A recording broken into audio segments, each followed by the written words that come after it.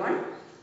Dear children, in our previous class we have seen that the British needed forests to make ships, railways and to get raw material for expanding their industrial production. So they cleared large number of vast forested area in India and used for their purposes. But later they were worried that the use of forest products or continuous cutting of forest and the use of forest by the local people would destroy Indian forest.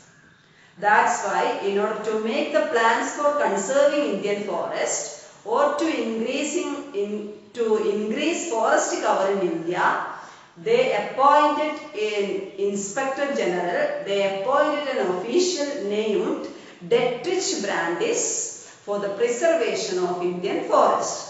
They appointed a German expert, Dietrich Brandis. Dietrich Brandis was appointed by British. Dietrich Brandis was a German expert. He was appointed as the first Inspector General of Forest in India. And he made lots of policies for the conservation of Indian forest. His aim is to recover or enrich Indian forest cover. In this class, we are discussing the policies taken by Dietrich Brandis or British for the conservation of Indian forest. Policies taken by the British for the preservation of Indian forest. The first point is Indian Forest Service. A special or a separate department was formed.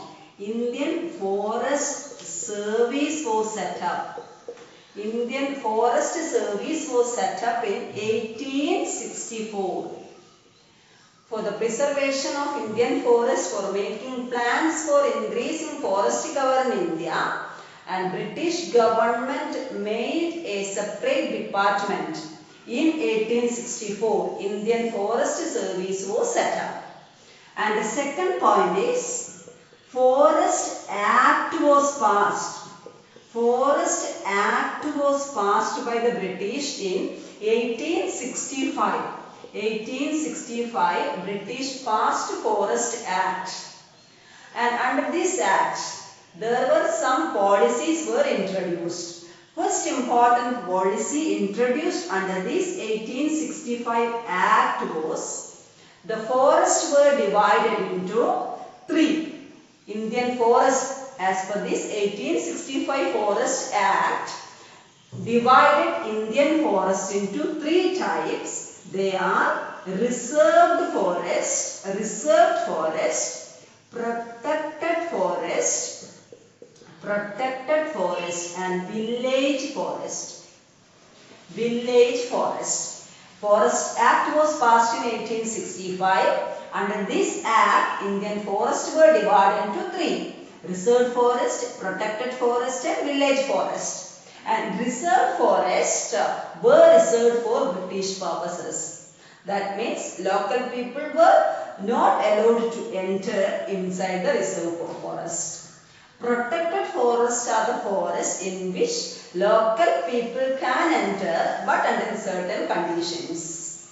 Okay, under certain conditions, people can take the resources found in protected forest. But village forests are open to all the people. And actually it is very clear that reserved forests are best forests. The British denied the entry. That means the British restricted that forested area for their purposes only. Forest Act made difficulties for the people. This division made the difficulties for the people. The next fourth point is for increasing that forest cover and for encouraging the studies, an Imperial Forest Institute was set up. Forest Research Institute was set up by the British. Forest Research Institute. Research Institute was set up by British in 1906 at Dehradun. Imperial Forest Research Academy was set up in 1906 by the British. And the fifth point is, besides that, Dietrich Brandis or British introduced a policy.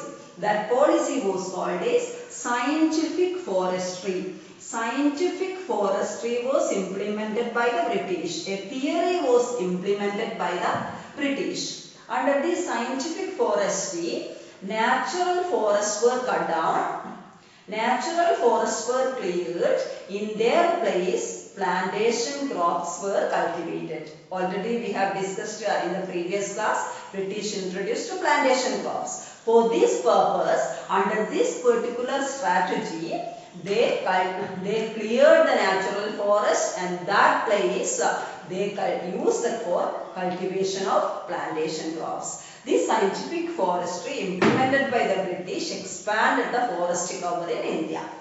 And then the next point is, besides all these measures, hunting, poaching, all the activities, everyday activities of the people, hunting, poaching were banned by the British.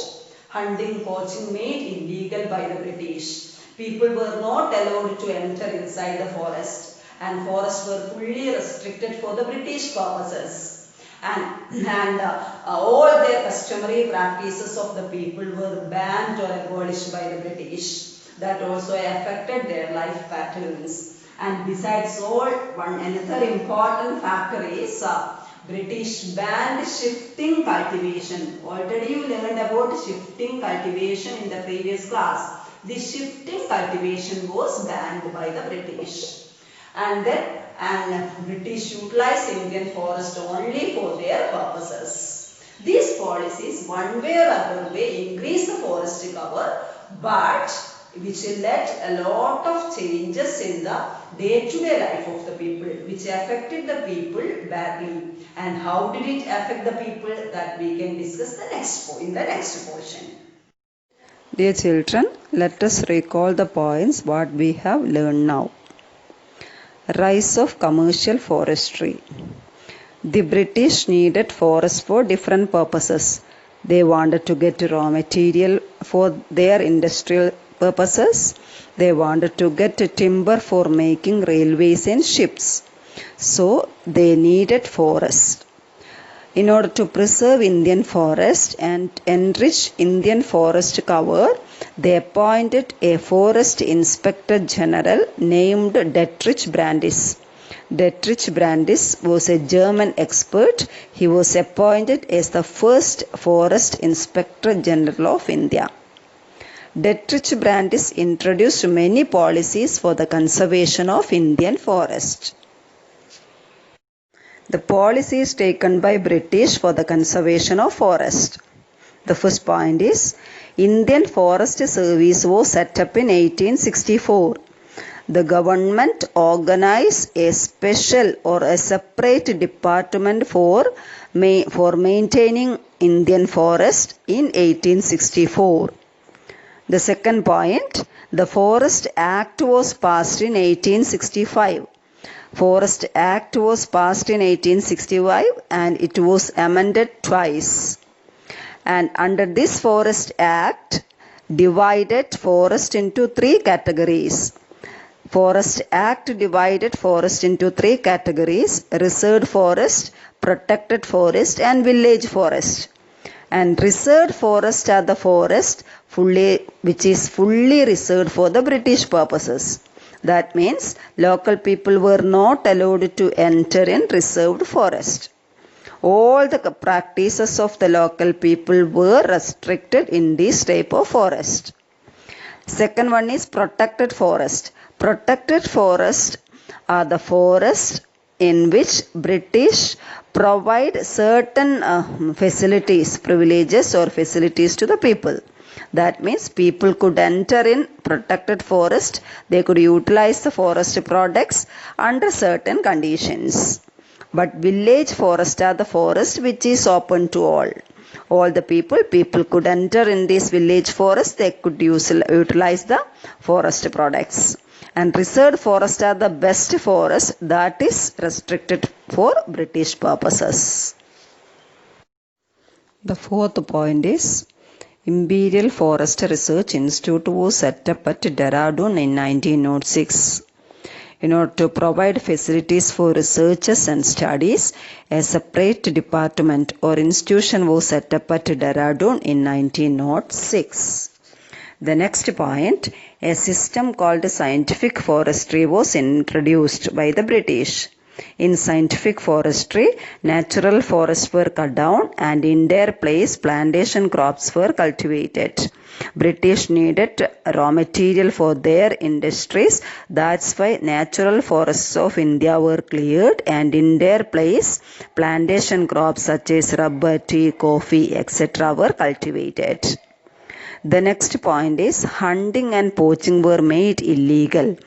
Hunting was the customary practice of the Indian local people. That's why this practice was banned by the British. And the banning of hunting made many difficulties for the local people. And British made severe problems on the lives of the local people. The next point is shifting cultivation was banned by the British. You already learned about the shifting cultivation.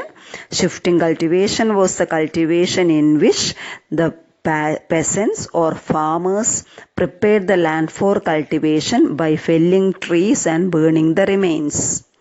And this cultivation practice was very difficult for the British. That's why they banned the shifting cultivation. This also made severe hardship for the local people. Besides that, as we have already mentioned, the local people were not allowed to enter inside the forest. My dear children, these all points you should read and write down these points in your notebook and study well. Thank you.